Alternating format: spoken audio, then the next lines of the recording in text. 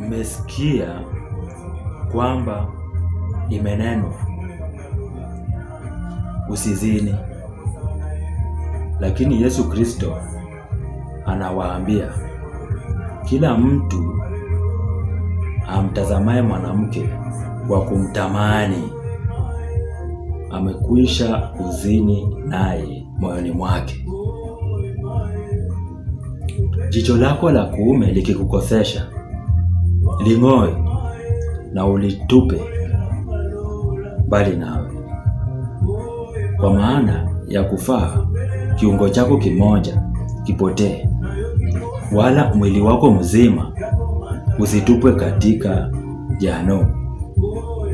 Na mkono wako wa kuume ukikukosesha, ukate na uutupe mbali nawe, kwa maana ya kufaa kiungo chako kimoja kipotee, wala mwili wako mzima usitupwe katika jehanamu.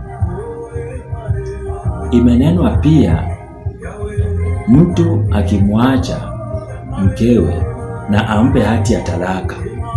Lakini Yesu Kristo anawaambia kila mtu amwachaye mkewe, isipokuwa kwa habari ya uasherati, amfanya kuwa mzinzi, na mtu akimuoa yule aliyeachwa azini.